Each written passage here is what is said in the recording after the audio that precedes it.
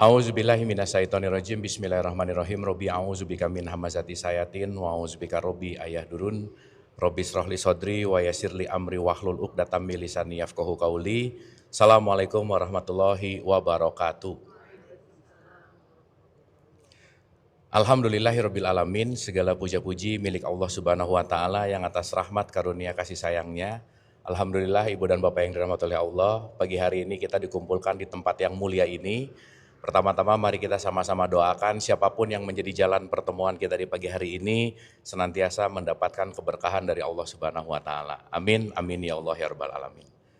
Salawat serta salam juga kita lupakan, kita sampaikan kepada seluruh nabi dan rasul, wabil khusus baginda besar kita Rasulullah Muhammad Shallallahu Alaihi Wasallam, pada para sahabat-sahabatnya, tabiin, pemuka-pemuka agama, wali-wali Allah, pejuang-pejuang bangsa, dan senantiasa sampai kepada kita sampai akhir zaman. Amin, amin ya Allah ya rabbal alamin. Ibu bapak sehat semuanya? Alhamdulillah. Seperti biasa pagi hari ini kita belajar bersama lagi. Pagi hari ini kita membuka pikiran dan membuka hati lagi, dan saya selalu mendisklaimer, saya bicara di sini pertama bukan mau menceramahi ibu bapak, bukan mau mentausiahi, bukan berarti saya lebih tahu, bukan berarti saya lebih ngerti, tetapi seperti biasa kita sesama murid yang belajar bersama. Setuju? Setuju? Oke. Dan seperti biasa pertanyaan pertama saya, yang kemarin dibaca-baca lagi enggak? Wah, diam ini ya. Masih ingat pembahasan kita yang terakhir enggak? Ya oke, sip ya. Si Ibu namang. Ingat ya, karena hari ini kita akan melanjutkan, dan mungkin kalau di awal kemarin kita bicara bahwa kalau ada pertanyaan boleh, dan sebelum kita mulai, tapi meskipun tadi kita udah doa, kita boleh hening dulu sejenak Ibu dan Bapak ya. Kita santai dan rileks untuk pikiran yang gak terlalu sibuk. Mari kita hening. Al-Hadiniyah, Al-Fatihah.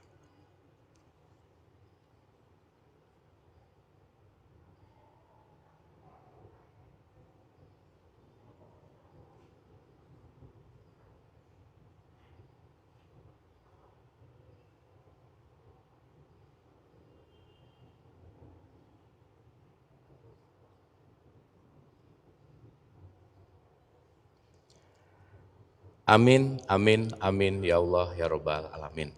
Turnuhun, terima kasih, dan senantiasa kita udah hadir utuh di sini saat ini untuk kita sama-sama belajar, untuk kita mengosongkan, membuka pikiran dan membuka hati. Oke, sebelum mulai dari apa yang udah kita bahas, ada pertanyaan dulu Ibu Bapak? Ada yang mau didiskusikan dulu apa yang kita bahas kemarin, atau ada sesuatu yang mau dielaborasi dulu kah? Nanya? Boleh dong, silakan. Pertanyaannya agak aneh mungkin, mohon maaf sebelumnya. Tidak ada yang setara selain dia gitu, karena semuanya adalah dia. Mohon maaf ya pertanyaannya, bagaimana bila ada yang melihat, saya malu nanyanya, bisa orang yang melihat hantu misal. Melihat apa Bu? Ya, Melihat hantu? Ya. Ibu suka ngelihat hantu Bu?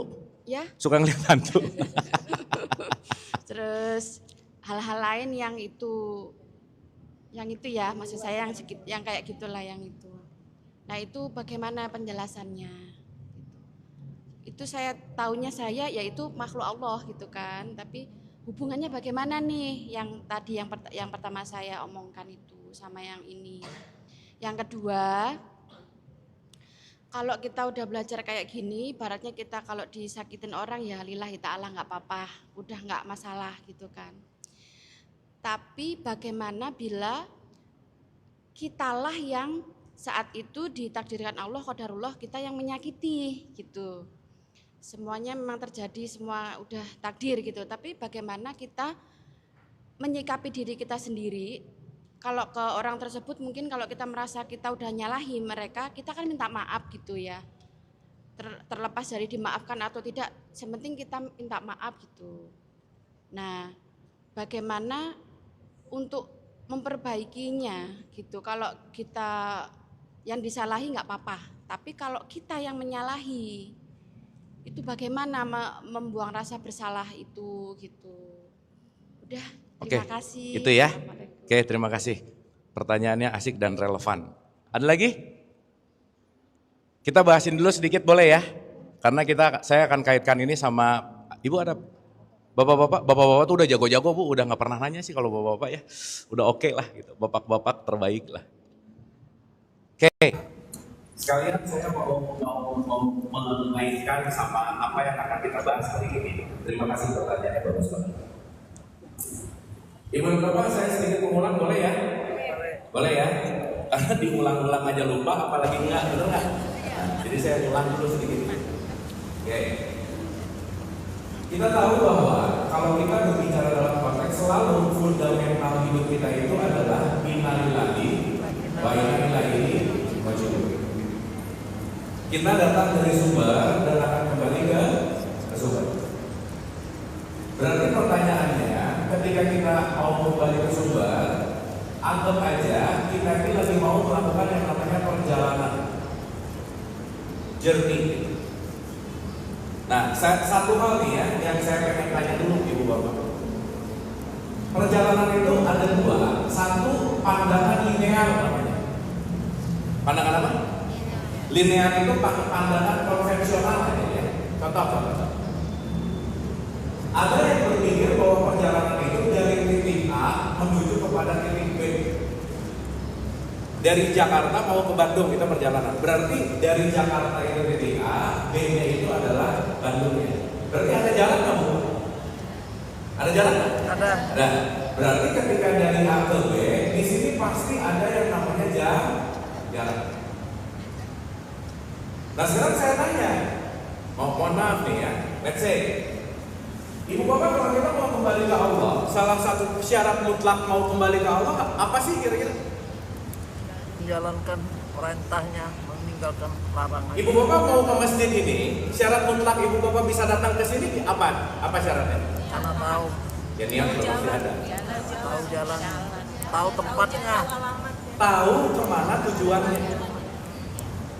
Betul nggak? Ibu Bapak dikasih tahu, nanti kita pengajiannya di Pondok Indah. Nyampe nggak ke sini? Enggak. Nyampe, tapi lama banget dicari satu-satu Pondok Indah gitu. Betul nggak? Tapi kalau alamatnya jelas, nanti kita pengajian di Pondok Indah, di Masjid Pondok Indah, di sebelah ada tim, bla bla bla bla bla. Nyampe nggak ke sini? Nyampe. Berarti pertanyaan saya, yang paling penting kalau kita mau menuju, alamatnya nggak? Ya. Sekarang saya tanya, alamat Allah di mana? Di hati kita. Diam lagi. Di hati kita. Hah? Kan kita mau menuju, betul nggak? Gimana mau nyampe ke Allah, orang kita nggak tahu Allah alamatnya di mana? Gimana mau beribadah, kita nggak tahu beribadah sama siapa gitu? Makanya sorry to say, maaf ya, Tuhan itu ada dua Bu, Pak. Tuhan yang menciptakan kita dan Tuhan yang kita ciptakan. Jangan-jangan ketika kita berbicara Allah, Allah yang menurut konsep yang masuk ke pikiran kita. Makanya, maaf nih ya, Ibu Bapak hidup pada ujian nggak? Nah, banyak ya. Saya tanya, yang kasih ujian siapa? Allah. Ini kalau jawab Allah lagi berarti jarang ditolong Allah. Masa Allah ngasih ujian? Betul nggak? Yang nanam kita, yang menuai kita, yang berbuat kita, yang mendapatkan konsekuensi kita. Maka semua hidup esensinya kembali kepada diri nggak kira-kira? Berarti Allah memberikan sebuah sistem di mana kita, nih, kamu selaras sama sistem ini gitu. Jadi kalau maaf ya, ketika Allah lagi ngasih ujian, Allah jahat deh ngasih ujian. Begitu nanti ngasih rezeki, Allah baik deh. Jadi Allah jahat atau baik? Makanya ada perspektif, aku sesuai dengan persangkaan hambaku. Betul nggak? Nanti kalau rada-rada dalam sedikit ngomongnya bukan ujian lagi, kayaknya aku lagi diazab deh. Itu tuh. Betul nggak? Sehingga persangkaan sama Allah itu terjadi karena kenapa? Karena dia bisa dalam konteks yang namanya konsep gitu. Sampai sini oke? Oke? Oke. Contoh-contohnya saya mau nulis gede. Ibu Bapak, ini apa kira-kira? Allah. Tulisan. Allah bukan? Tulisan Allah. Hah? Tulisan Allah.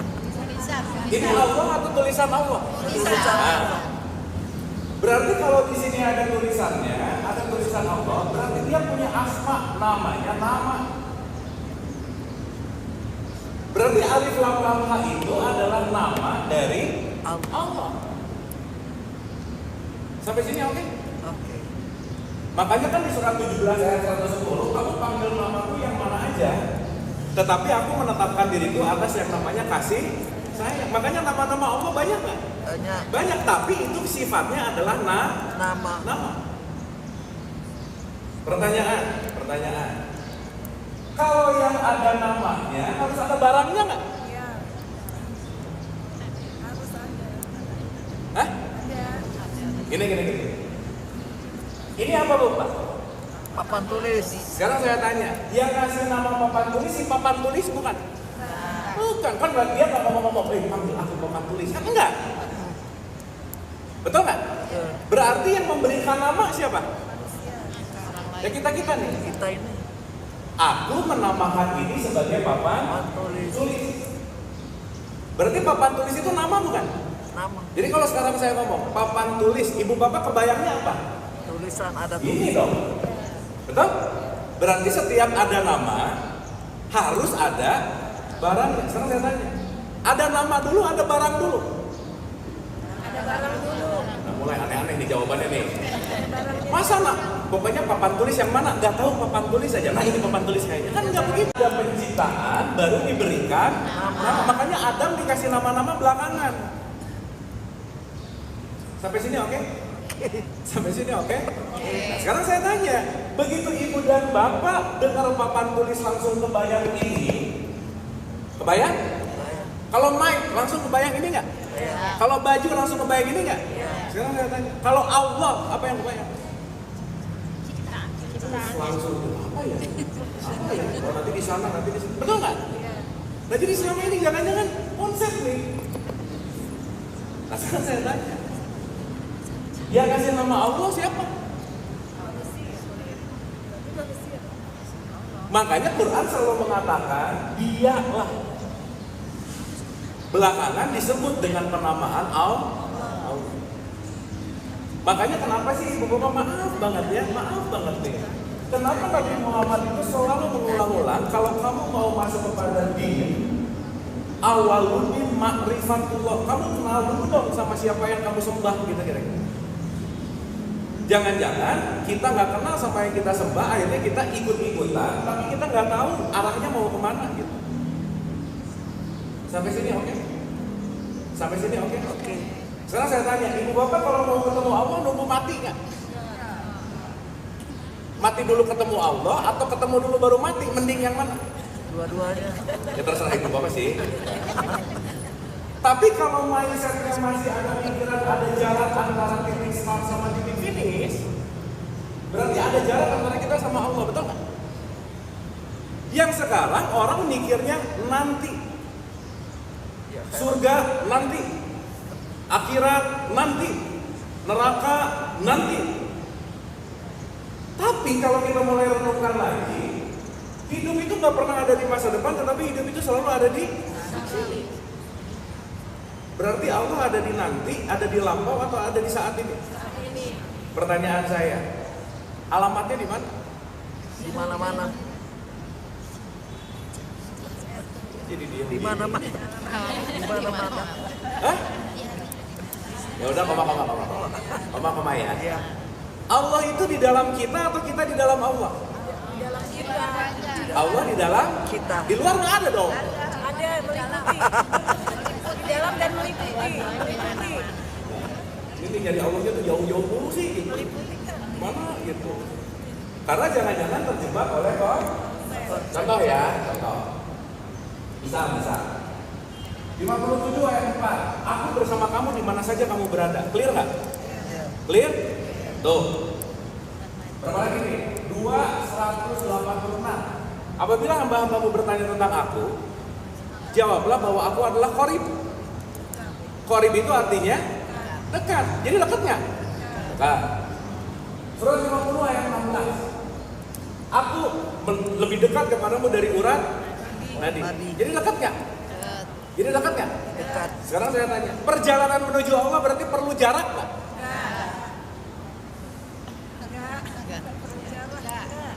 Berarti kalau tidak perlu jarak, kira-kira relevan nggak Kalau kita berbicara menuju Allah, hidup mati menuju Allah, relevan nggak kira-kira? Iya. Hidup matiku. Berarti nunggu mati baru ketemu Allah nggak? Contoh.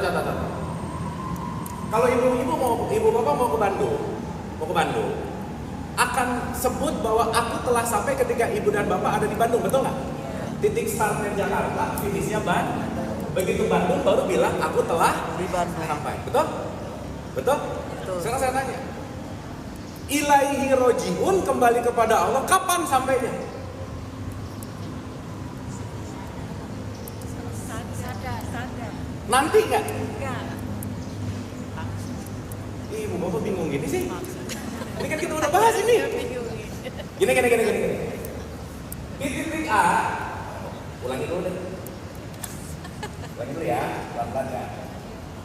Ibu bapak udah sarapan? Oh, puasa ya? Puasa Emang ya. Puasa agak lemot memang ya?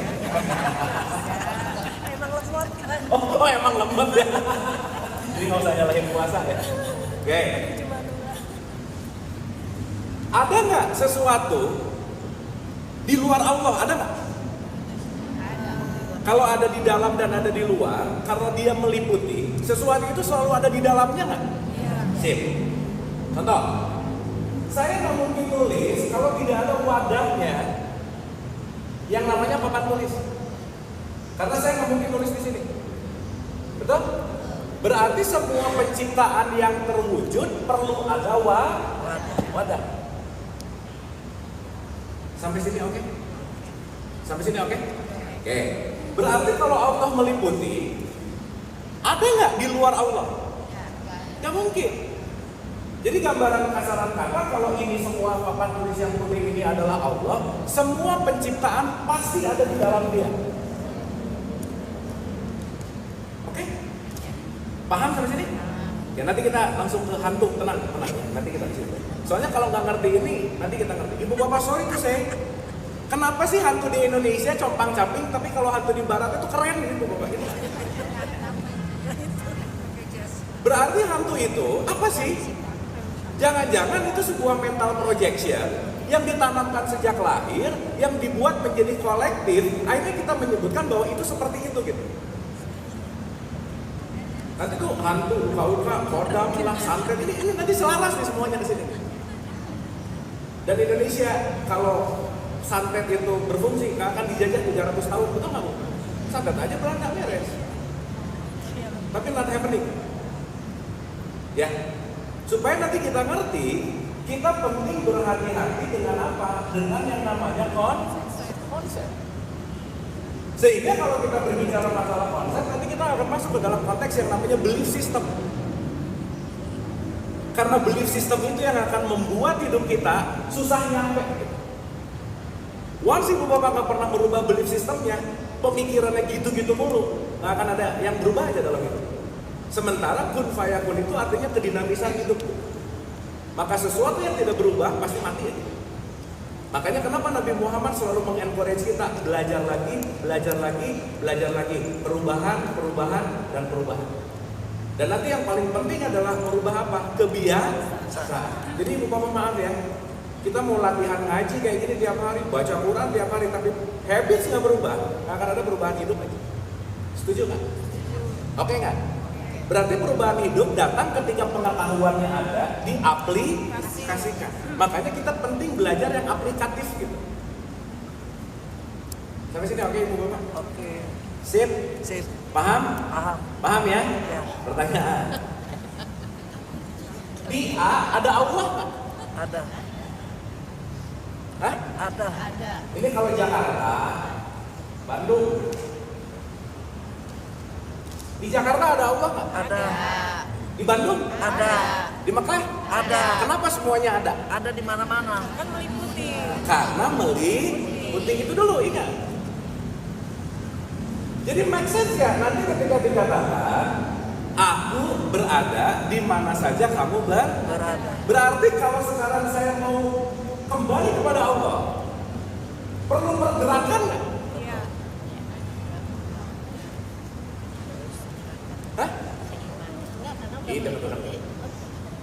Kalau dalam konteks saya mau ke Bandung, titik sampainya adalah Bandung. Paham? Berarti begitu sampai Bandung baru aku ngomong sampai. Oke? Nah, sekarang saya tanya, perjalanan kita mau menuju di mana? Di mana-mana. Kan dia meliputi. Betul nggak? Berarti sekarang saya tanya, perjalanan menuju Allah perlu jarak nggak? Perlu mati dulu nggak? Betul nggak? Tapi yang menarik nanti ada satu statement ketika Nabi Muhammad mengatakan antamutu qabla mutu, kamu penting belajar mati sebelum mati. Nah, di sesi kita hari ini sekaligus nanti kita akan bahas tentang apa yang dipertanyakan tadi. Satu Pak. Yuk, kita lepas pemahaman linear kita bahwa Allah itu jarak A ke B. Jadi ibu bapak maaf ya, doa di Pondok Indah sama doa di depan Ka'bah, mana yang didengar sama Allah? Sama aja. Kenapa? Meliputi. Sejauh-jauh kita pergi di muka bumi raya ini, gak ada bisa yang akan lebih jauh dari Allah tuh gak mungkin. Karena kita semua diliputi oleh Allah. Tapi hari ini banyak orang yang nyari Allah jauh-jauh nggak? Iya. Kenapa?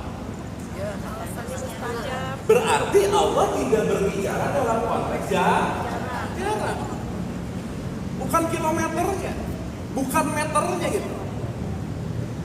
Sampai sini oke? Sip? Paham sampai sini? Nah, jadi saya ingin mengajak ibu dan bapak, coba kita renungkan. Perjalanan menuju Allah itu bukan dari titik A ke titik B, bukan gitu. Tapi dari lingkaran kita yang paling luas, ke dalam, sampai masuk kepada kedalaman yang paling dalam gitu. Beda nggak antara ini dan ini? Beda. Kalau ini menuju keluar, tapi kalau ini menuju ke dalam. Jadi ilahi rojiun bahasa gampangnya perjalanan dari mabuk menuju sadar. Dari ignorance menuju knowledge, dari nggak peduli menuju sadar. Karena yang memisahkan antara kita dengan Allah bukan jaraknya, tetapi kesadaran. Sampai sini oke? Oke? Ibu bapak ini sekarang lagi bangun atau lagi sadar? Sadar. Minimal bangun. Bangun saja. Kan kalau orang sadar itu melakukan sesuatu, dia bukan karena keinginan dia gitu. Ya, maka kenapa nanti kita ngerti kenapa kesadaran itu perlu. Contoh, nggak usah jauh-jauh lah. Ibu bapak sholat, banyak sadarnya, banyak mabuknya ya man? Allah, rokaat 2, rokaat 3 ya. Rokaatnya aja lupa. Betul nggak? Karena jangan-jangan melakukannya hanya terjebak oleh konsep, dogma, doktrin, pokoknya katanya ketakutan gitu. Sehingga melakukan atas dasar motivasi ketakutan, itu namanya bukan motivasi gitu. Tapi didorong oleh sesuatu pun pada tahapan tertentu penting sih. Dogma dan doktrin pada tahapan tertentu penting iya. Tapi kalau critical thinking kita nggak kepake, berarti kita sedang masuk ke dalam kebiasaan yang diulang-ulang dan gak ngerti isinya buat apa gitu guys. Makanya Quran selalu mengkorek kita tatafakkarun, ta'ilun, menggunakan akal. Jadi ibu bapak paham nggak kenapa saya banyak nanya? Supaya ingat. Supaya ibu bapak menggunakan akal. Karena kan selama banyaknya didongengin, nggak mikir. Oh, dah selesai. Setidaknya ketika ibu bapak berpikir, ibu bapak lagi menyelam ke dalam nggak? Iya. Makanya di surat 17 ayat 14 itu ada kata-kata intro kita baca. Bacalah dirimu. Bacalah dirimu. Semoga pembelajaran ini bukan kita tunjukkan ke orang lain, tetapi kepada diri kita masing-masing. Sampai sini oke? Oke? Oke-nya ini? Ya. Jadi Allah dekat apa jauh? Dekat atau dekat banget? Kenapa begitu? Karena meliputi. Jadi ada nggak yang jauh dari Allah?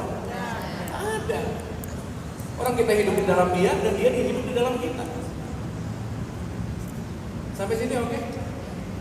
Sampai sini oke? Oke. Paham ya? Ya. Oke. Sekarang saya tanya. Ibu dan Bapak yang dirahmati oleh Allah, berarti kalau begitu, semua perjalanan ini subjek utamanya siapa? Diri kita. Diri itu yang di sana atau yang di sini? Oke. Berarti kalau begitu, pengenalan diri ini teramat sangat penting nggak kira-kira? Yes. Tapi yang terjadi dalam faktanya, kita ini lebih banyak menilai diri atau menilai yang di luar diri? Yang di luar. Gak usah dijawab, udah ketahuan. Kita bisa lebih tahu kasusnya si A, si B, si C, tetangga ini begitu, begini. Tapi jangan-jangan kita ini miskin pengetahuan tentang diri sendiri. Betul nggak? Betul. Maka semakin orang miskin pengetahuan tentang diri sendiri, pasti hidupnya semakin gak bahagia. Entah itu dia stres, overthinking, depresi, anxiety. Karena kenapa?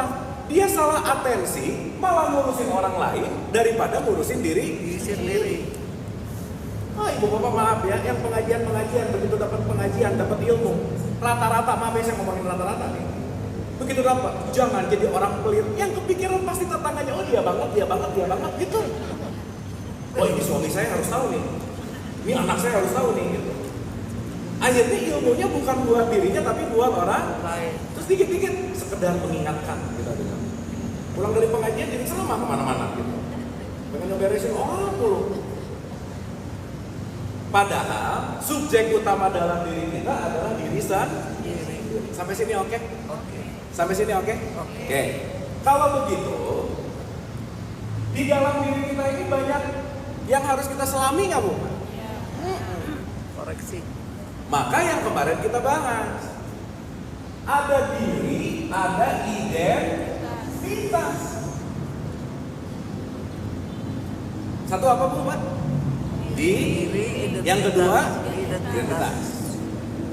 Pertanyaan nih, seruangan masjid ini yang sama dirinya atau identitasnya?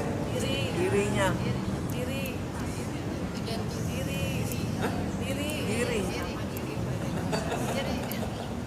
Kan diri itu yang langsung datang dari Allah, gampangnya begitulah. Kalau identitas langsung datang dari Allah nggak? Enggak. Disematkan. Ibu bapak nama milih sendiri nggak? Kan mama aku namanya pengen Abu deh. Kan enggak. Tiba-tiba saya Abu aja. Agama milih sendiri nggak? Enggak. Mama aku pengen Islam. Enggak juga. Berarti sesuatu yang menjadi identitas itu bukan datang langsung dari Allah. Sampai sini oke? Oke? Oke. Kenapa? Oh ini. Oh nggak jelas, bentar. Cek bentar ya. Ini kalau rekamannya jelek, komplain nanti.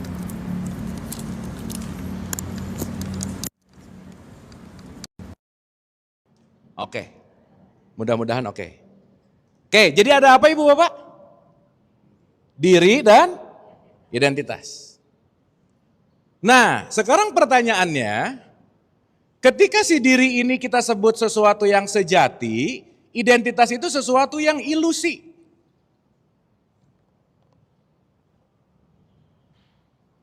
Maka dalam proses perjalanan apapun adalah kita lagi belajar, jadi gini Ibu Bapak. Awalnya kita sejati nggak? Hah? Sejati dong. Lama-lama dari kesejatian ini kita dikasih program nih, keluar.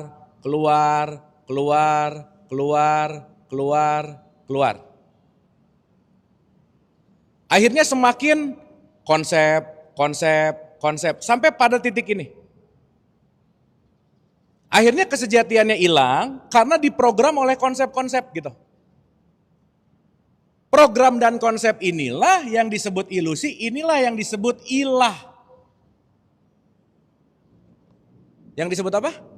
Makanya la ilaha illallah. Tidak ada ilah selain Allah. Berarti identitas kita ilah atau Allah? Ilah. Kenapa? Kenapa identitas disebut ilah? Pertama, nggak langsung datang dari Allah. Yang kedua, ini bisa berubah. Tetapi yang namanya diri itu pasti fitrah.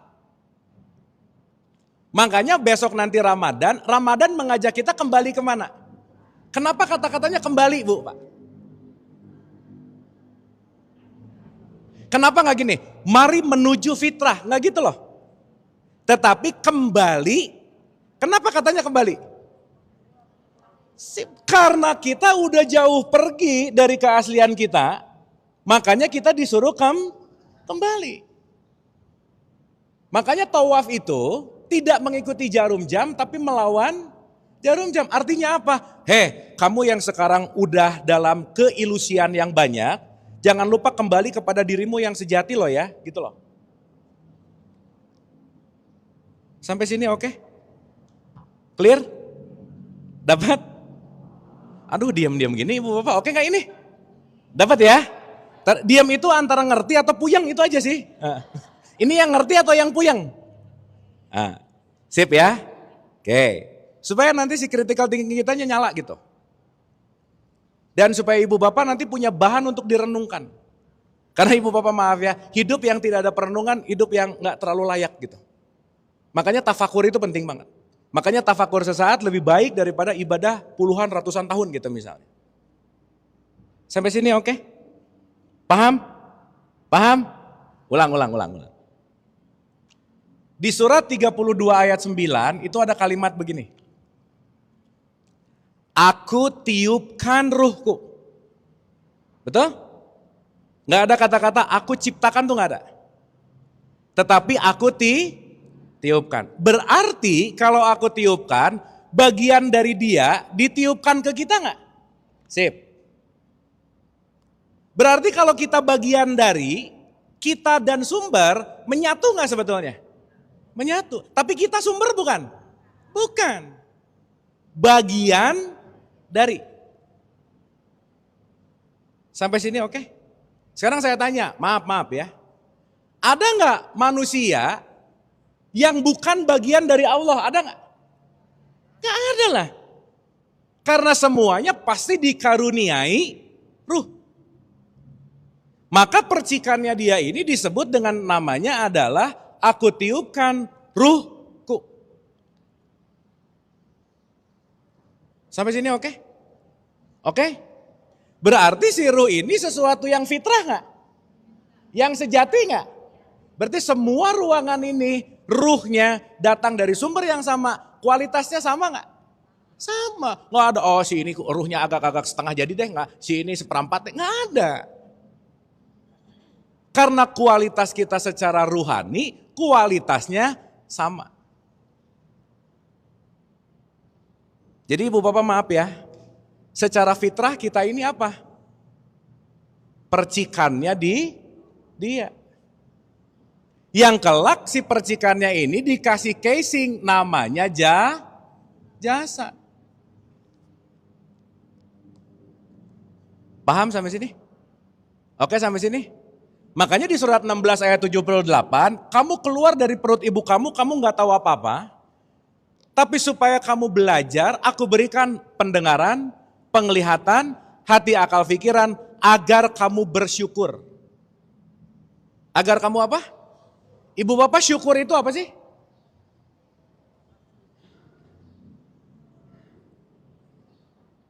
Syukur itu apa sih? Terima kasih oke lah. Itu kalau anak TK jawab boleh lah, ini kan bukan anak TK tuh. Orang yang bersyukur tuh orang yang gimana? Menjalankan perintah, itu mah takwa balik lagi. Orang yang bersyukur adalah orang yang terbuka terhadap realitas gitu loh. Makanya lawan kata syukur adalah kufur itu contoh. Ibu bapak dalam hidup lebih banyak keinginan kita terjadi atau enggak terjadi? Keinginan-keinginan banyak yang kejadian atau enggak? Enggak lah, karena keinginan itu tidak didesain untuk dijadikan, betul enggak? Karena yang akan terjadi adalah pasti kebutuhan. Makanya kalau orang banyak kecewa terhadap keinginan, ketika contoh. Sesuatu yang terjadi dalam kehidupan kita sebut sebagai realitas. Dan realitas ini arti lain dari Allah itu sendiri. Karena Allah itu adalah sang realitas. Sekarang saya tanya, kita bisa merubah realitas nggak? Bisa merubah realitas nggak? Nggak bisa. Pertanyaan berikutnya, realitas itu akan selalu bertabrakan dengan ekspektasi. Contoh. Ibu bapak orang lain bisa bikin kita sakit hati nggak? Nah ini jawaban mabuk lagi nih. Wah ini gawat sih ya ini. Ini tuh efek-efek akhir tahun apa gimana ya? Orang itu menyebalkan gara-gara dia menyebalkan atau gara-gara gak sesuai ekspektasiku? Berarti yang bermasalah orangnya atau ekspektasinya? Betul gak Bu? Berarti semua apapun yang terjadi di luar, itu tergantung apa yang terjadi di dalam. Sekarang saya tanya, berarti kalau saya pengen berdamai sama yang di luar, ngeberesin orang lain atau ngeberesin ekspektasinya? Pokoknya saya pengen ngebuat semua orang sesuai dengan keinginan saya. Setiap ketemu, kamu ikutin saya, bisa gak Bu Pak? Gak bisa. Jangan sibuk sama sesuatu yang kita gak bisa kontrol. Ini yang gak bisa dikontrol, dipikirin mulu. Gimana cara ngerubah dia? Gak bisa. Betul gak Bu Pak? Oke sampai sini? Berarti problem utama dalam hidup itu realitasnya atau ekspektasinya? Realitasnya atau ekspektasinya? Berarti ibu bapak kesulitan hidup cuman terjadi ketika yang kejadian tidak diinginkan, yang diinginkan gak kejadian, udah gitu aja. Betul gak? Betul gak? Berarti orang yang bersyukur adalah orang yang terbuka terhadap realitas. Itu bersyukur namanya. Udah syukurin aja, emang realitasnya begitu. Berarti orang yang kufur, orang yang menutup realitas enggak? Maka orang yang dapat selalu menerima realitas, itulah orang yang berserah diri. Berserah diri bahasa Arabnya Islam gitu. Contoh. Ibu bapak Islam enggak kira-kira?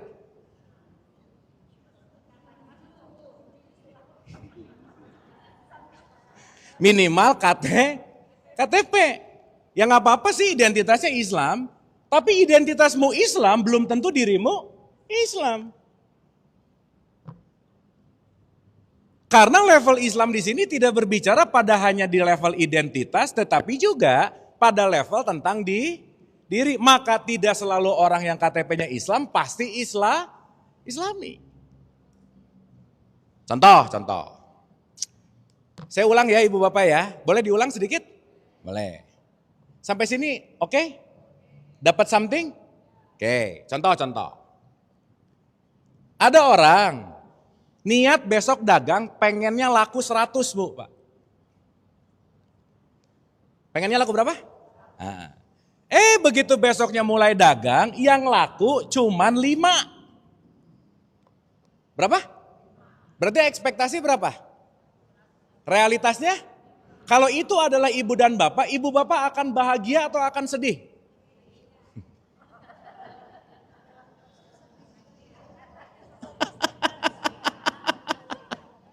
Udah jujur-jujuran aja lah. Begitu besok lakunya 5, ekspektasi bakal atau gitu. Bakal mengeluh atau bakal senang, yang mana? Ngeluh.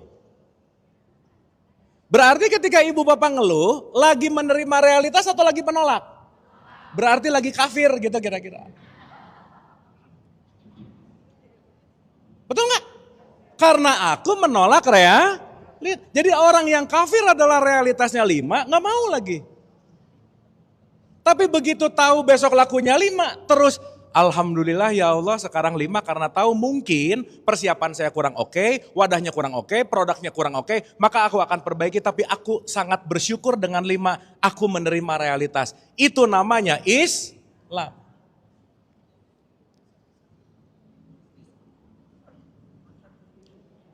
Oke nggak nih sampai sini? Jadi bersyukur itu apa?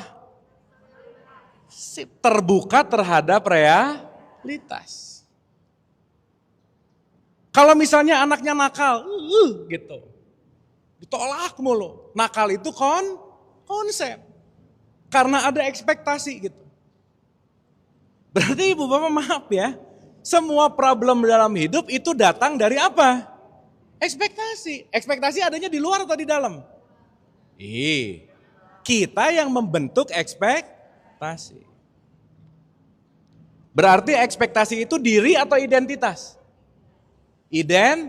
Berarti ekspektasi itu Allah atau ilah? Maka la ilah, gitu. Ini tiap hari, la ilaha illallah. Begitu rugi, ya rugi. La ilah. Kan aneh ya Bu, Pak. Tiap hari ngomong, ya Allah saya siap menerima realitasmu, begitu tidak sesuai keinginan, komplain. Paham ya? Sip ya? Sampai sini oke? Sampai sini oke? Paham? Nah, ya.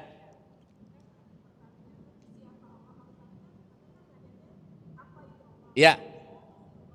Ya. Ya, nanti pertemuan ke-20 ke depan Ibu paham sendiri lah ya. Nah, tenang aja. Nah, pelan-pelan. Karena nanti kita ngerti bahwa dia itu konsep dalam tanda petik. Kalau nanya siapa, udah gak bisa dikonsepin sih. Tapi setidaknya kita melakukan pendekatan dulu gitu. Supaya kita tuh gak terjebak hanya bersyukur ya udah bersyukur aja. Supaya kita gak terjebak sholat ya sholat aja. Tapi gak tahu arahnya mau kemana gitu kira-kira.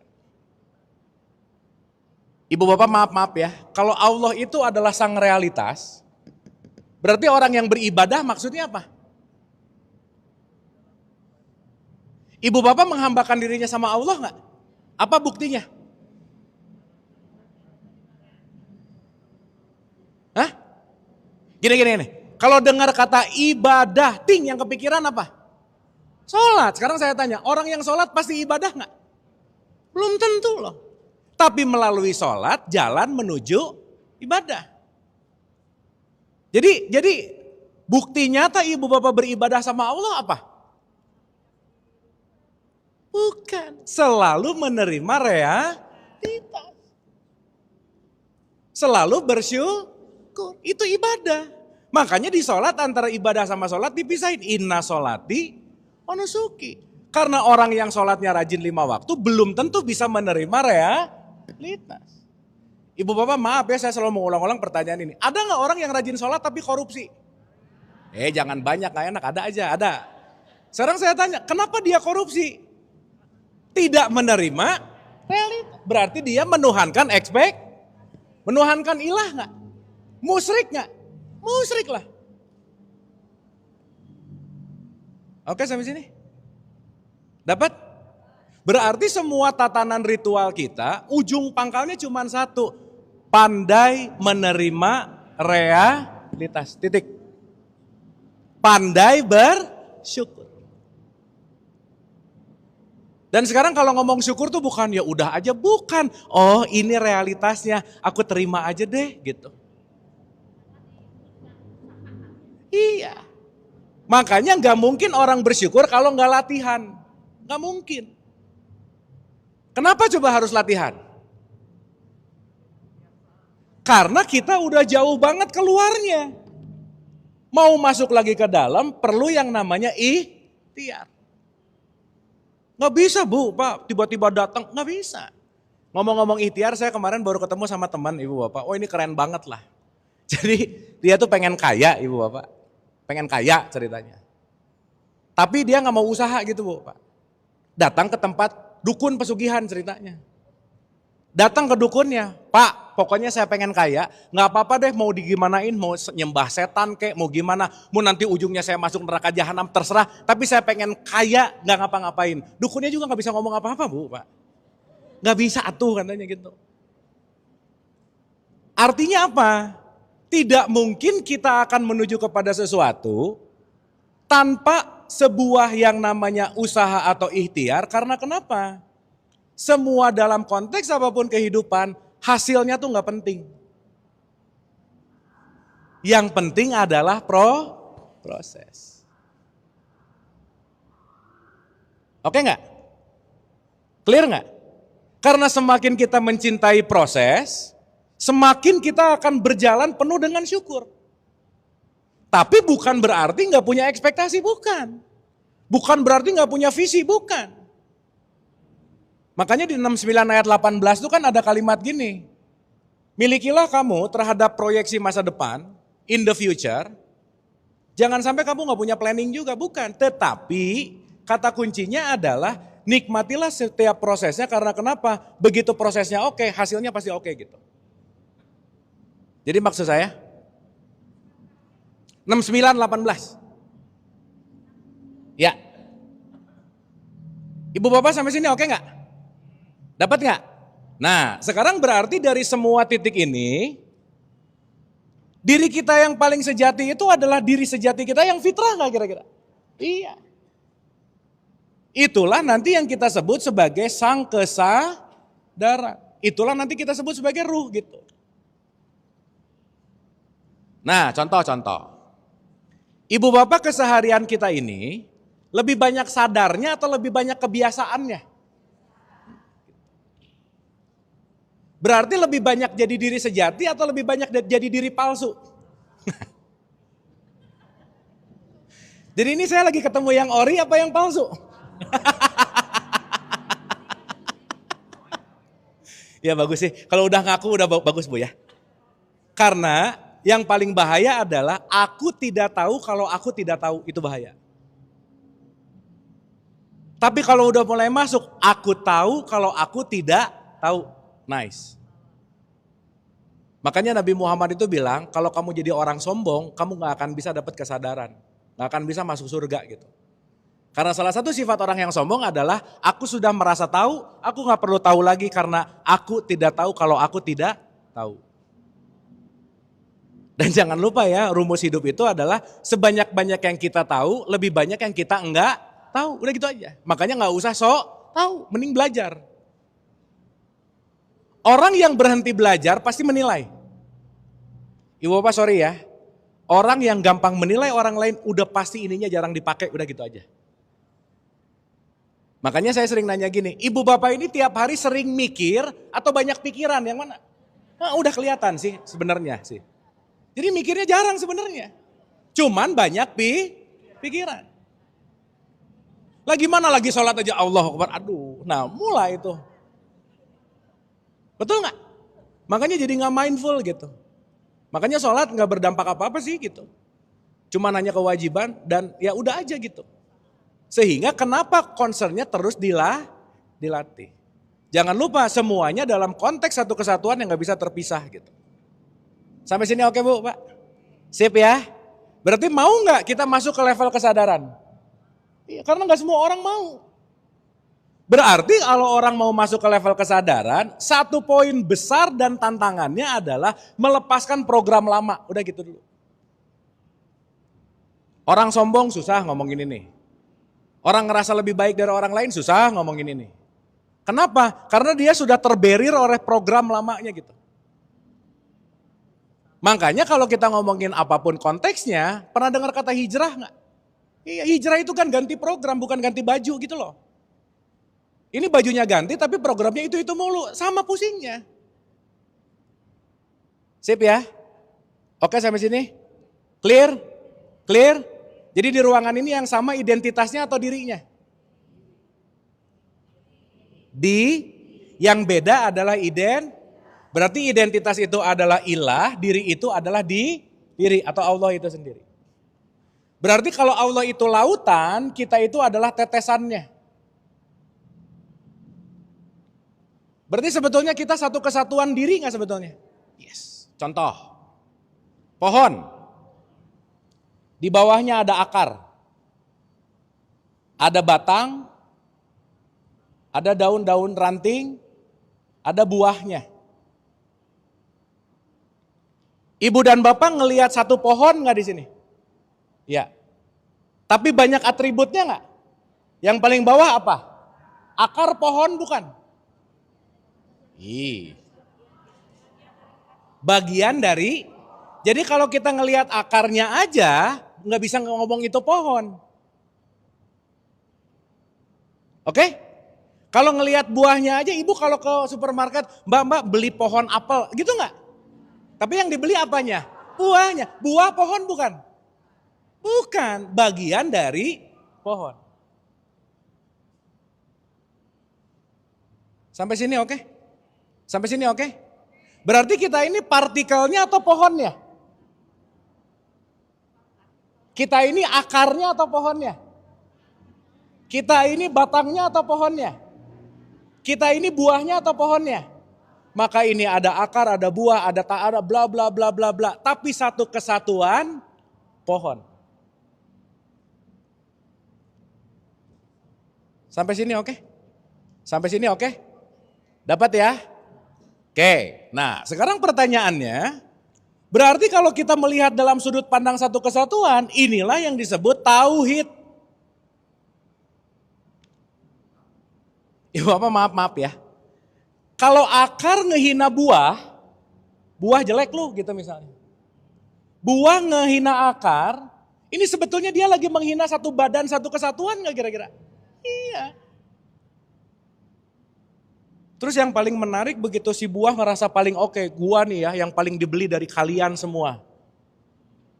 Tapi si akar ngomong, ya kalau gak ada gua juga lu gak ada gitu loh. Betul gak Bu Pak? Berarti kita ini dalam hidup satu pohon gak sebenarnya? Cuman beribu akar, beribu buah, beribu tangkai, beribu daun, beribu semua. Tapi kita semua adalah satu kesatuan pohon. Satu dalam konteks keberadaan tunggal gitu kira-kira. Clear? Clear? Berarti saya tanya, akar itu diri atau identitas? Nah, bingung lagi nih. Hah? Akar, diri atau identitas? Identitas. Buah. Tangkai. Tapi pohon, nah gitu. Berarti ketika ibu dan bapak ngelihat orang lain, ibu bapak ngelihat akarnya atau ngelihat itu pohon gitu aja? Kalau ibu bapak mulai ngelihat pohonnya, ibu bapak gak akan ngejudge mau dia mereknya A ke, keturunan B ke, siapa C, jabatannya apa. Gak penting lagi. Karena kenapa? Kemana saja aku melihat, itu sama dengan aku karena itu pohon, aku juga pohon.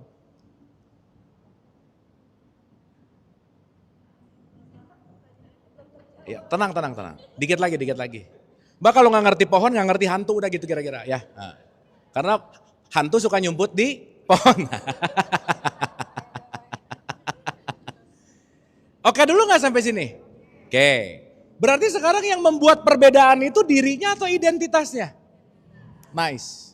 Ibu bapak sorry ya. Kalau kita belum melihat semua yang di hadapan kita adalah Allah itu sendiri. Tetesannya itu sendiri. Berarti kita masih menilai dia dengan judgment yang namanya konsep. Contoh. Ada jenderal sama OB, yang cenderung dihormat jenderal atau OB? Berarti dia lagi menghormati identitas bukan? Iya. Padahal identitas itu pasti ada satuan waktunya. Makanya orang yang punya identitas dengan status sosial tinggi, waktunya habis, post power syndrome dia. Besok gak dihormatin lagi, oh ternyata hormatnya dia palsu. Kenapa? Dia hanya menghormati identitas. Berarti gak tulus namanya.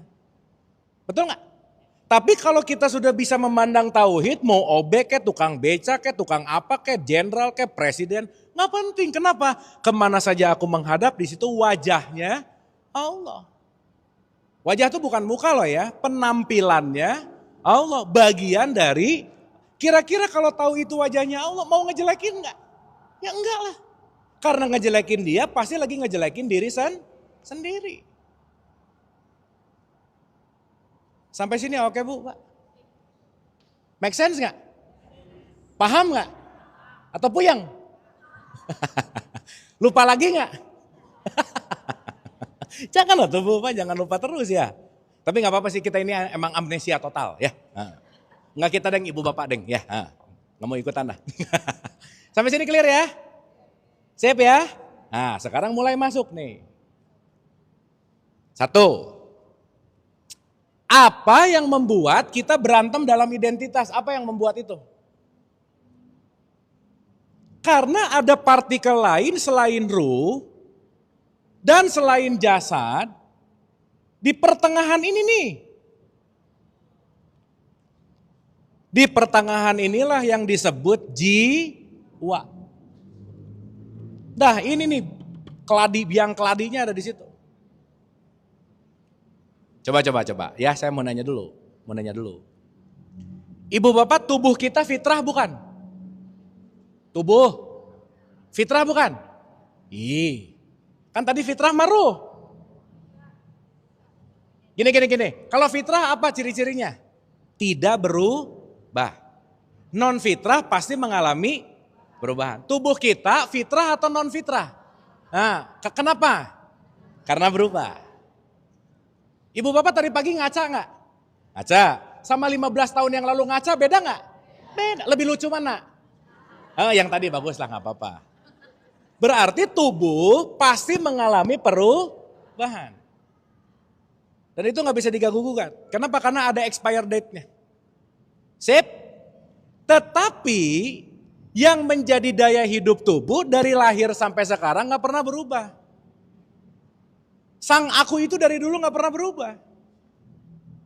Aku sekarang, aku waktu SMA, aku waktu SMP, akunya sama. Yang beda masa SD, masa SMP, masa SMA. Yang beda adalah wilayah ininya. Akunya tetap sama.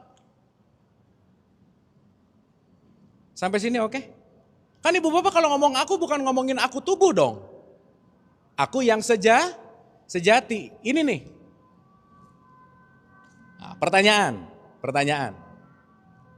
Berarti ketika dia si kesadaran ada, dikasih wadah tubuh ada, perlu ada aplikasi nggak kira-kira?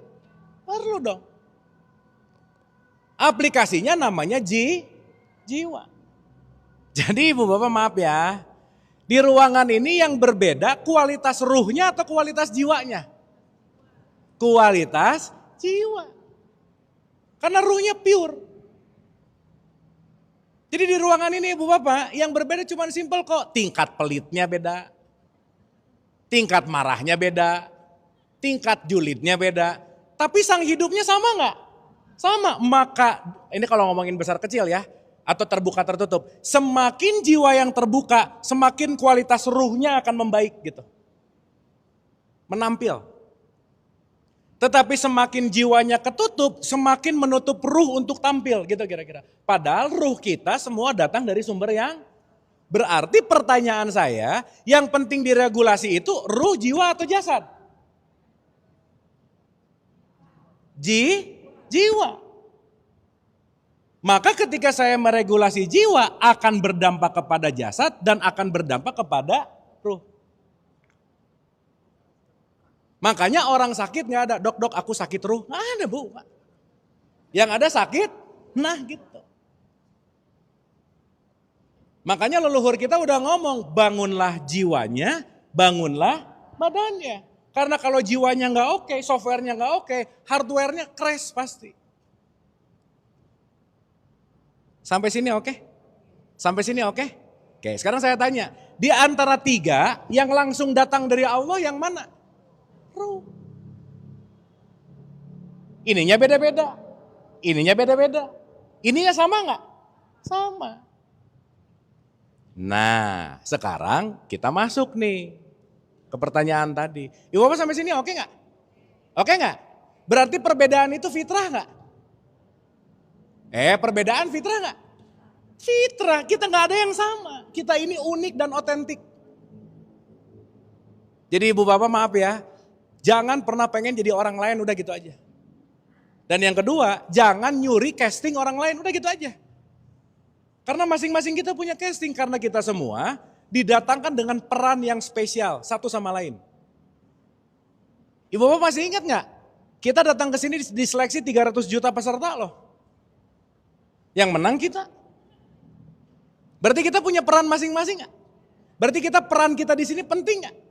Maka jadilah dirimu sebagai perannya. Dan once kita ngambil peran orang lain pasti stres saja udah. Apalagi usil sama peran orang lain, udah. Sip. Jadi basic hidup itu berbeda atau seragam? Ya makanya kalau sekarang sama yang beda baper berarti gak ngerti ini gitu loh. Kok beda sih? Emang beda. Makanya di surat 49 ayat 13, aku ciptakan berbangsa-bangsa, bersuku-suku untuk saling kenal, mengenal. Bukan suruh saling berantem bu. Untuk belah, karena saya bisa belajar hitam dari yang hitam. Kalau saya putih, dia belajar putih. Kalau semua putih, saya gak bisa belajar hitam gitu kira-kira. Sampai sini oke? Sip. Berarti ketika kita tidak menghargai perbedaan, kita tidak mengerti fitrah. Karena berbeda itu kepastian. Sampai sini clear? Dapat? Nah, pertanyaan. Ulang sekali lagi. Di antara tiga ini ibu bapak, yang fitrah yang mana? Roh, berarti jiwa fitrah gak? Kenapa? Jasad. Berarti dua hal ini itu bukan diriku. Tapi alatnya. Dua hal ini bukan sesuatu yang fitrah. Tetapi toolsnya. Nah, sekarang kita masuk nih. Dalam perspektif Quran, kata-katanya kulun nafsin zaikatul maut. Kulu apa? Nafs itu ngomongin ruh, jiwa atau jasad?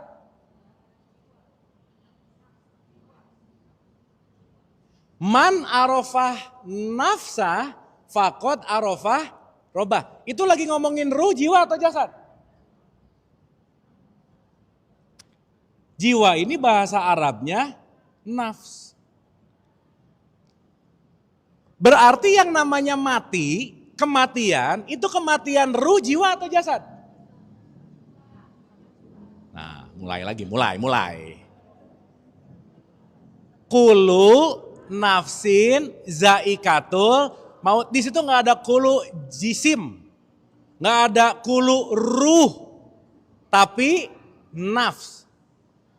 Berarti center point dalam tiga ini, kalau kita mau bicara dalam konteks kesadaran, ada di mana? Di sini. Maka orang yang mengelola jiwanya dengan baik, dia akan mendapatkan kesadaran ruhani dengan baik.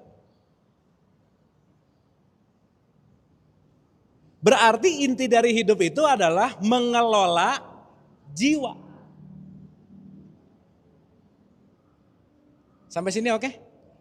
Berarti di kulur nafsin zaikatul maut artinya apa sih Bu Pak? 3185 ya.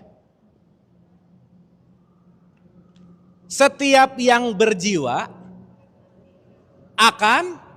bukan akan mati, merasakan mati. Paham gak ini? Setiap yang memiliki jiwa akan mengicip-icip mati.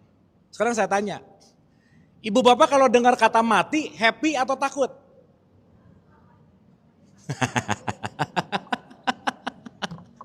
Iya, karena mikir matinya tuh tanah kusir masalahnya. Ibu bapak waktu dikubur di tanah kusir, fitrah kita bukan? Bukan tubuhku yang dikubur di tanah kusir. Ya enggak? Jadi orang yang meninggal itu makanya disebut diri sejatinya meninggalkan sangkangnya. Kan diri sejati itu fiha abada kata Quran juga. Abadi. Jadi kalau orang masih dengar kata mati takut, berarti mabuk gitu loh Bu. Udah gitu aja. Kenapa?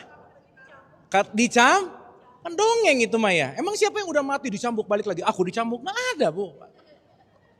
Nah dongeng itu nanti masuk di mana? Di sini nih.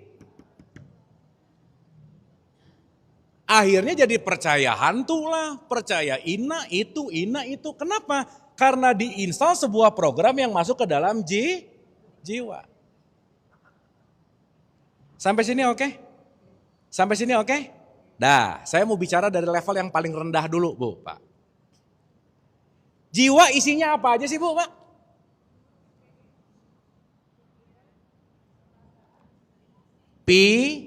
Pikiran, perasaan, emosi.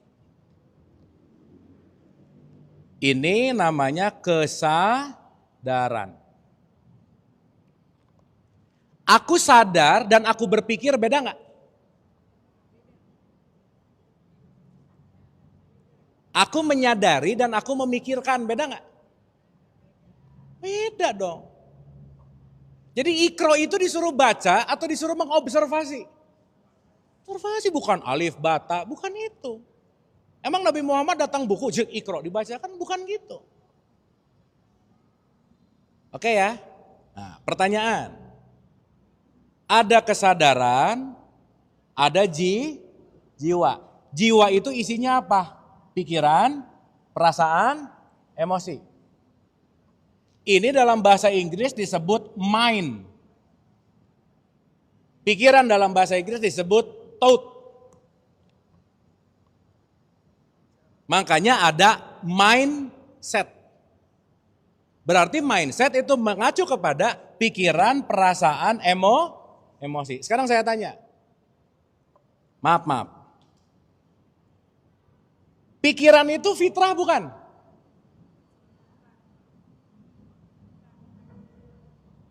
Pikiran fitrah bukan? Kenapa bukan?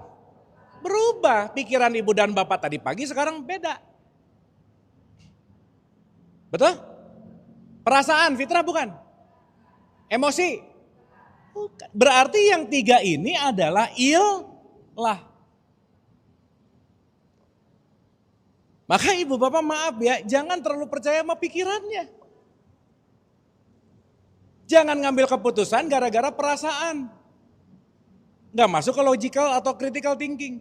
Maka ketika perasaan menguasai diri, akhirnya kita dikuasai oleh nafsu. Nggak clear mikirnya. Berarti pikiran aku bukan?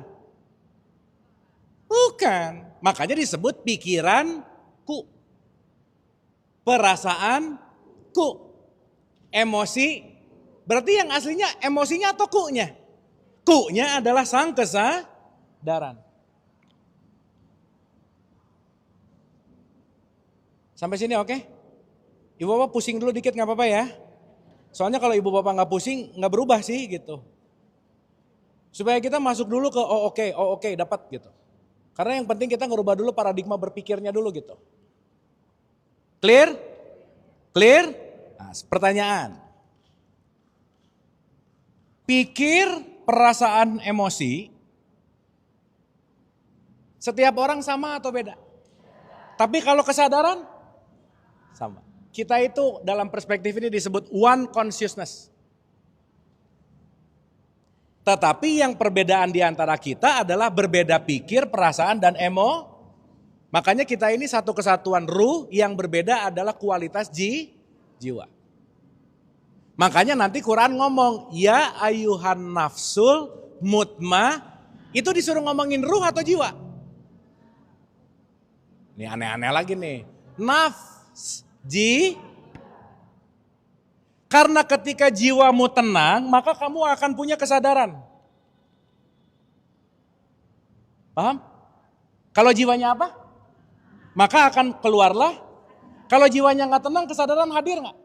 Berarti inti dari hidup adalah belajar membuat jiwaku tenang. Berarti kalau jiwanya tenang pikir nggak? Tenang perasaan nggak? Tenang emosi nggak? Ibu bapak kira-kira tiga-tiganya ini hari-hariannya banyak tenangnya atau banyak rusuhnya?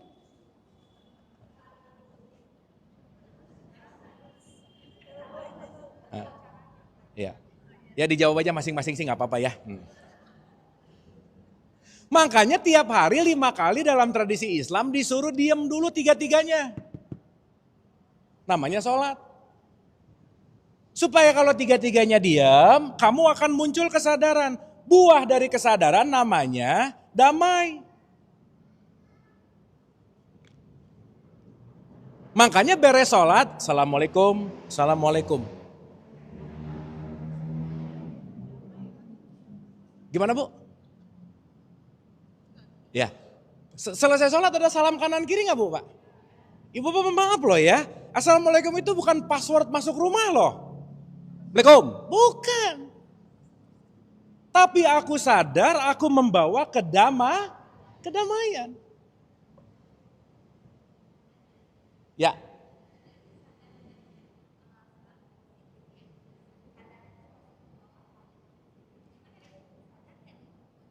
Pasti Bu. Karena kalau orang sadar pasti perilakunya baik gitu. Baik dan benar lah. Gitu.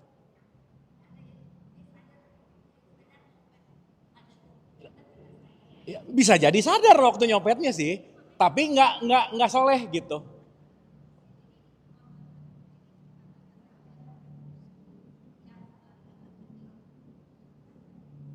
Kesadaran. Ya. Nah, ketika dia berbuat jahat, kejahatan itu datangnya dari keinginan kan sebetulnya. Gini Bu, gini. Kalau saya sekarang dituntut oleh ekspektasi, pengen uang lebih dari penghasilan saya, bakal timbul nggak ide untuk nyuri? Iya dong, kan saya pengennya lebih banyak. Betul ya? Saya pengen lebih banyak, tapi penghasilan, gini, saya pengen 5 juta, tapi saya cuma punya 500 ribu. Dengan ego yang besar mendorong saya untuk nyuri sisanya, maka saya melakukan kejahatan. Itu datang dari sini nggak kira-kira? Pikiran. Nah ketika dia merenung sejenak, kalau dia diam dulu nih, kayaknya nggak gitu deh. Kenapa? Karena nanti di dalam dirinya kebenaran itu akan muncul nih. Si kesadaran itu kan sumber kebenaran nanti. Dia akan bilang, jangan. Gitu loh Bu. Si pikiran bilang, nyuri. Jadi tiap hari antara kesadaran sama pikiran berantem terus gak kira-kira? Iya. Contoh ya. Ibu bapak, seseorang yang dikuasai oleh keinginannya, dia akan terdorong untuk mendapatkan apa yang dia inginkan gak kira-kira? Yes. Berarti kalau dia didorong oleh pikiran, kesadarannya bisa off nih. Let's say, kenapa sih orang korupsi? Karena dia pengen sesuatu yang lebih banyak dari kapasitasnya, betul nggak? Yes. Otomatis kalau korupsi harus bohong nggak Bu Pak? Ya? Sok sekarang saya nanya, ibu bapak pertama kali bohong kapan? Nah, pasti udah lupa, udah lama banget ya, nggak apa-apa. Nah. Tapi waktu ibu bapak pertama kali bohong, ada deg-degan nggak? Ada nggak? Kenapa coba?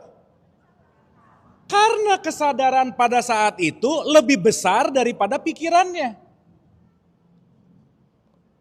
Mau bohong, aduh nggak enak. Ada yang gimana ya bahasanya? Ada yang membisikkan, jangan, gitu nggak? Yes. Makanya pikiran ini diidentikan dengan syaitan. Ibu bapak setan bisik-bisik nggak? Di mana bisik-bisiknya? Di sini. Contoh. Tapi saking pengennya, oke, saya kayaknya misalnya nih ya, ada orang terjebak sama community yang dia harus pakai tasnya 10 juta gitu misalnya. Dia nggak punya, tapi pengen masuk komunitasnya, korupsi 10 juta. Pertama kali dia korupsi kira-kira ada deg-degan nggak? Pasti nggak? Pasti, kenapa coba? Karena korupsi bukan alamiahnya dia. Oke Bu? Pasti ada rasa yang gak nyaman nggak? Ya. Pertama kali korupsi 10 juta, sukses Bu Pak. Ada panggilan lagi nggak? Naik dong, 20 juta. Bohong yang kedua, deg-degan nggak?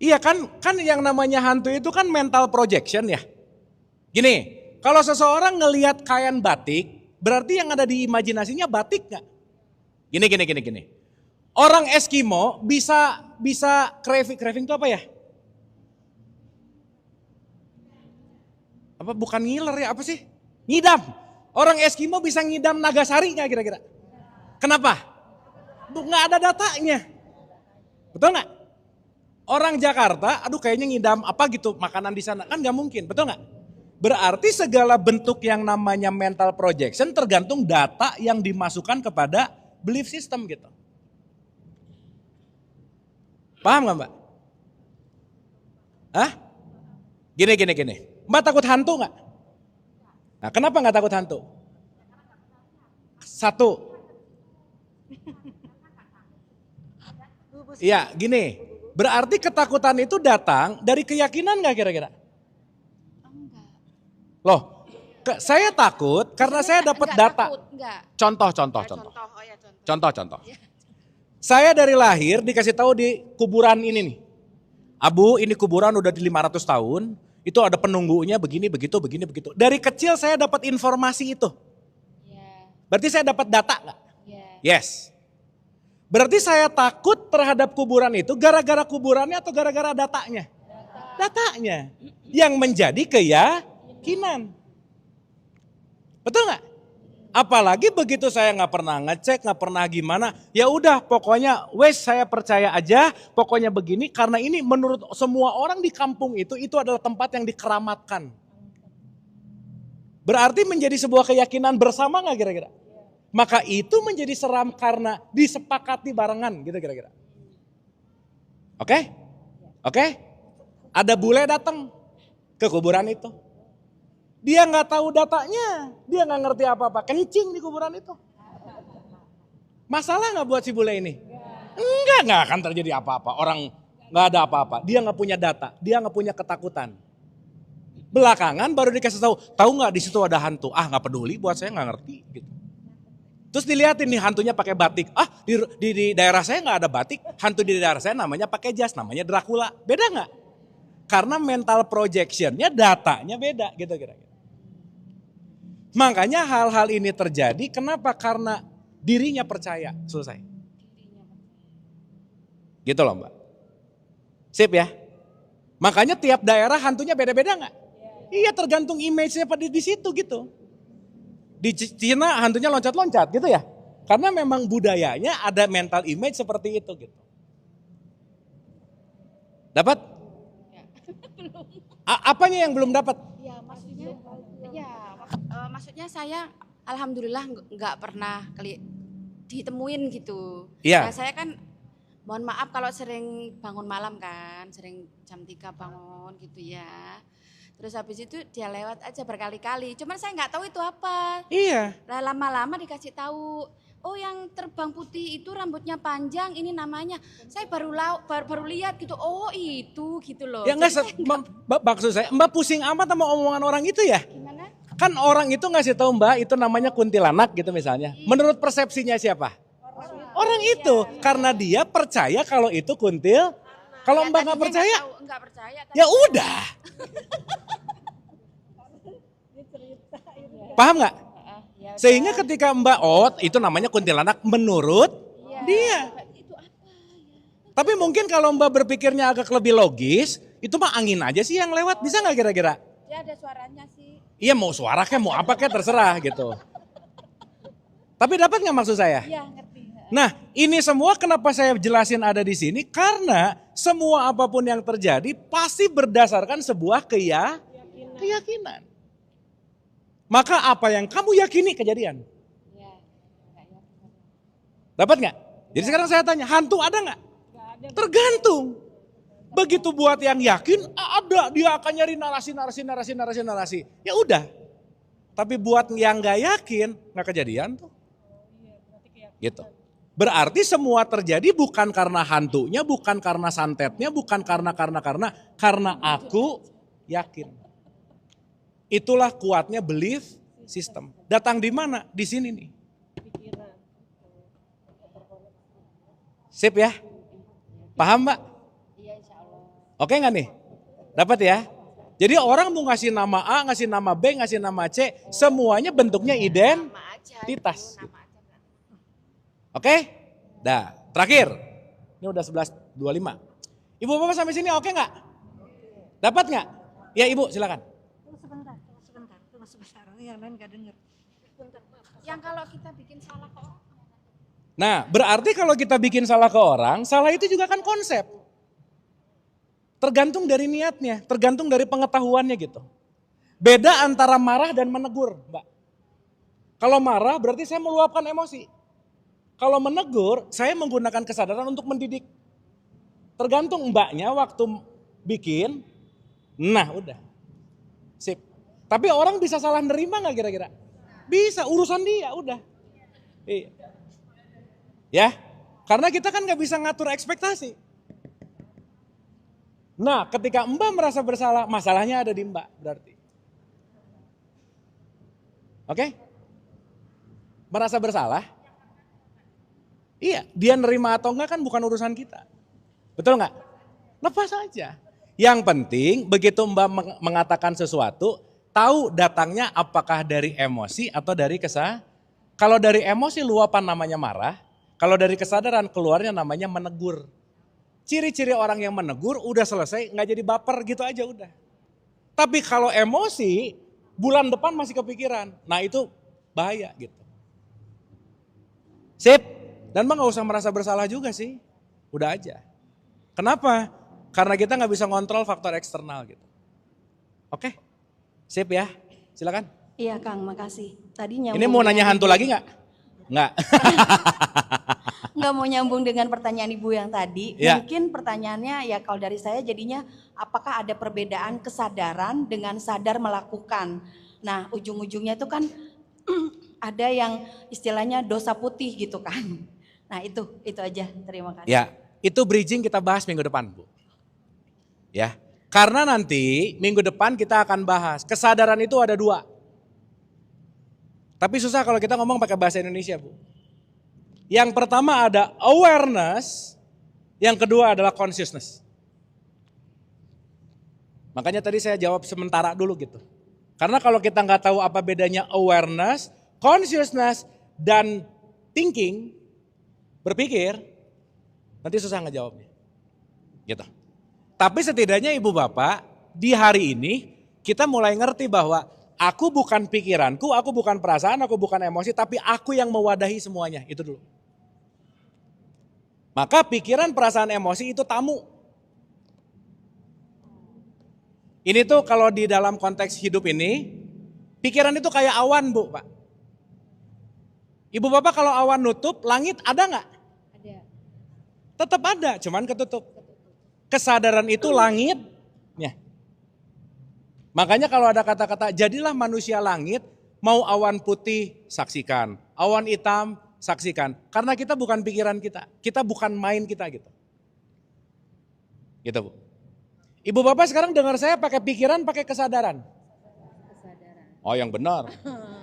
Buktinya tadi saya ngomong dikit kepikiran PIM, gancit, tas. Ada gitu-gitu nggak? Berarti kesadaran yang loncat-loncat di ruang-ruang pikiran gitu loh maksudnya. Makanya nanti kalimat penting dari pembahasan kita mau belajar khusyuk namanya. Fokus. Nah fokus itu kaitannya sama apa? Awareness, consciousness, mind, and attention. Dan kita akan bahas minggu depan. Baik, terima kasih Kang. Sip ya? Siap. Tapi yang jelas hantu itu proyeksi dari mental, udah gitu aja ya. Nah jangan aneh-aneh. Silakan Ibu, sini dulu. Ini kan kalau berkaitan dengan ayat wa ma khalaqtul jinna wal insa illa liya'budun. Tidak akan kuciptakan jin dan manusia kecuali untuk beribadah. Nah, sering kita mendengar ustadz-ustadz di luar sana ya. Gitu. Ada sih ustadz yang memang cukup terkenal lah pengobatan yang labelnya si ustadz gitu, tapi saya tahu kualitas beliau gitu. Nah ini katanya kalau yang melihat itu berarti di matanya itu banyak ditumbuhi jin. Nah itu gimana itu? Pandangan dari ilmu kesadaran sendiri. Terima kasih. Gini Bu, wa ma khalaqtul jin dan insa illa liya'budun. Ya. Short aja dulu ya. Jin itu artinya kecerdasan, Bu. Insa itu artinya kebijaksanaan. Maka orang cerdas belum tentu bijaksana. Maka orang yang pintar disebut jinius karena dia punya kecerdasan. Orang yang gila disebut majinun karena dia quote and quote nggak menggunakan kecerdasan. Maka waktu Sulaiman mempekerjakan jin, bukan mempekerjakan orang-orang yang nggak ada bentuknya, bukan. Dia mempekerjakan orang-orang pintar untuk membangun ini gitu. Tapi pintar belum tentu bijaksana. Maka kalau mau pakai bahasa gampang, ini IQ, ini EQ, dan SQ. Gitu kira-kira. Sip ya? Contoh. Ibu bapak kalau ngelihat orang pakai kecerdasan akan menilai nggak? Iya dong, kan ada takaran. Yang bagus itu kalau bajunya matching sama bawahnya. Jadi kecerdasan tuh. Begitu ngelihat orang bajunya nggak matching ngomong jelek, bisa begitu nggak? Nah berarti kalau kecerdasan dia berdiri sendiri, itu nggak utuh gitu. Maka aku ciptakan jin dan manusia untuk mengabdi kepada realitas gitu kira-kira. Kenapa Bu? Penjelasan selama ini berarti salah atau beda ya? Nggak salah, nggak salah. Karena kan semua penjelasan kan punya multi sudut pandang. Cuma Nggak ada yang salah gitu Bu. yang kebanyakan dipahami di masyarakat kan jin ya sesuatu yang tidak nampak gitu loh. Emang kecerdasan nampak Kak? Enggak. Enggak. Oh iya. Makanya jin itu dari kata jannah satu akar kata, sesuatu yang tersembunyi gitu. Sesuatu yang tersembunyi. Tapi dampaknya kelihatan gitu. Ibu bapak bisa ngelihat kecerdasan orang nggak? Ini nih kira-kira 75, nggak bisa. Enggak bisa. Ya, berarti ibu bapak waktu menggunakan kecerdasan lagi jadi apa? Jin. Jadi saya lagi ngobrol sama siapa ini? Jin. Makanya ada surat sendiri, surat 72 tuh.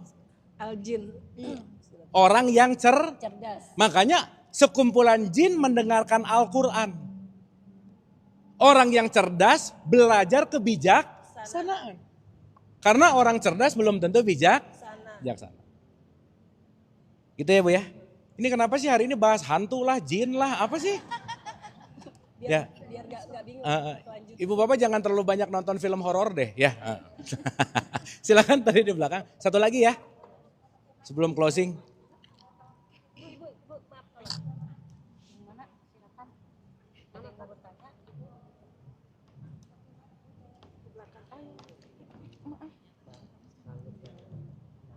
Assalamualaikum Pak. Kang Abu mau tanya gitu, tadi kan bahas tentang belief system ya. Ya. Suatu tentang keyakinan yang akhirnya karena kita yakin akan sesuatu kejadian. Nah saya mau tanya berhubungan dengan realita yang terjadi. Apakah, ini mohon koreksi ya, maksudnya kalau misalkan kita yakin terhadap sesuatu, apabila itu pun salah atau tidak benar lah, bukan salah, tidak benar mungkin karena lingkungan atau otoritas yang sudah data yang sudah kita dapatkan, lalu berbeda dengan realita yang terjadi. Maksudnya saya pengen tahu realita itu apakah juga bukan berarti langsung dari Tuhan ya tadi, yang dari ya dari Tuhan lah gitu kan. Realita itu kan Allah Bu. Iya paham, realita kan Allah tuh. Ibu punya keyakinan. Ya. Contoh ya, saya ngerti. Gini Bu. Keyakinan kita udah pasti sesuai sama realitas gak? Belum tentu. Belum tentu betul. Karena keyakinan kita didapatkan dari mana? Figur otoritas, lingkungan, ya. Yang ketika keyakinan kita belum tentu cocok sama realitas, betul nggak? Betul. Pertanyaan, kalau keyakinan kita nggak cocok sama realitas, kira-kira yang diganti keyakinannya atau realitasnya? Keyakinannya. Keyakinannya, makanya keyakinan yang mengerak jadinya berhala. Oh, Maka jangan menyembah berhala. Contoh, ya. yakin ya dari kecil dikasih tahu, nanam cabai nih, seyakin-yakinnya. Tapi doanya gini Bu, ya Allah tumbuhkanlah durian. Karena dia yakin begitu nanam cabai keluarnya durian. Mungkin nggak Bu? Enggak. Nggak mungkin. Kalau case gini, Kang Abu misalkan ya ada dia tuh karena terbentuk lingkungan atau apa, si orang ini yakin bahwa dirinya gagal mungkin ya karena input dari orang lain. Sementara realitas yang terjadi karena dia yakin seperti itu, jadinya dia benar-benar gagal tuh. Nah kayak gitu, itu Ya. apa? Itu namanya placebo effect Bu. Oh. Segala sesuatu akan terjadi sesuai dengan keyakinannya. Iya itu. Contoh, dalam sebuah penelitian ada orang dikasih pil isinya gula, tapi yang ngasihnya figur otoritas. Dia percaya obat ini akan menyembuhkan saya. Ya. Maka ketika dia makan, orangnya sembuh. Dan ternyata dalam penelitian obatnya penting iya, tetapi keyakinanmu terhadap obat itu yang menyembuhkan daripada obatnya gitu loh Bu. Maka once kita believe kalau aku gagal, pasti gagal. Oke? Ya, ya. Sehingga ketika kita yakin kepada hal baik namanya placebo, kepada hal buruk namanya nocebo gitu misalnya. Aduh kayaknya aku tuh emang udah gagal terus, gue udah gagal. Kenapa? Karena mindsetnya udah disetting menjadi orang gagal. Sekarang saya tanya ibu bapak, maaf ya. Kita bisa disebut gagal masih dalam permainan atau di akhir permainan? Kita nonton sepak bola 90 menit. Menit kelima kebobolan 2-0. Udah kalah belum? Kenapa? Nah sekarang masih hidup udah ngomong aku gagal kan belum mati ya. Betul gak Bu? Realitasnya dia masih hidup. Maka gagal adalah claiming ketika dia menyimpulkan. Maka ibu bapak, sorry to say, jangan pernah menyimpulkan apa-apa dalam hidup. Jangan pernah menyimpulkan apapun dalam hidup. Kenapa? Karena gak ada kesimpulan sebelum gitulah kira-kira. Oke Bu? Oke. Jadi ada yang gagal gak sekarang? Ada yang berhasil gak sekarang? Ini gak ada loh. Semuanya koma. Semuanya under renovation, semuanya ongoing progress. Sip? Jadi kalau sekarang ada yang ngomong, aduh aku rumah tanggaku gagal. Enggak, itu mah variasi aja udah. Aduh aku tuh ibu yang gagal. Enggak, belum. Kenapa? Semuanya sedang bertumbuh. Karena gagal adalah klaim, gagal adalah sebuah penilaian mutlak. Dalam hidup gak ada yang mutlak, semuanya dinamis. Maka ibu bapak maaf ya, kalau kita orangnya kayak kanebo kering ya, itu kaku banget gitu. Pikiran kaku, perasaannya saklek, udah cepat patah aja. So that's why kita penting untuk belajar luas dalam kehidupan. Get flowing gitu kira-kira. Oke Bu? Siap. Tak kasih Kang. Sip ya. Ibu bapak ini nanti ditonton ulang ya. Supaya minggu depan gak usah muter-muter lagi ke sini gitu. Sip. Kita jaraknya cuma seminggu masalahnya. Ya. Minimal sebelum besok Kamis depan udah ditonton ini 2 kali. Supaya besok kita langsung bisa bedain mana awareness, consciousness, attention, sama mind. Baru nanti kita bisa ngerti apa itu khusyuk. Oke? Sip. Gimana Bu?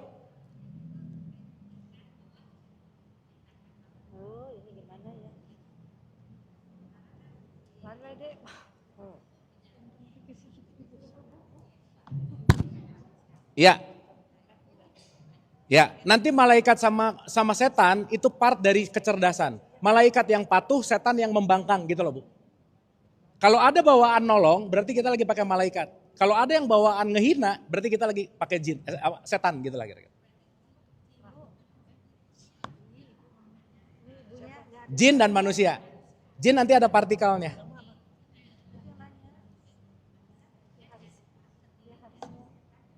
Sip. Nanti ada di surat 18 ayat 50 Bu. Nanti kita bahas ya. Sip ya. Berarti di dalam diri ibu ada setan nggak? Ada malaikatnya juga? Ada jinnya juga? Ya udah. Ya.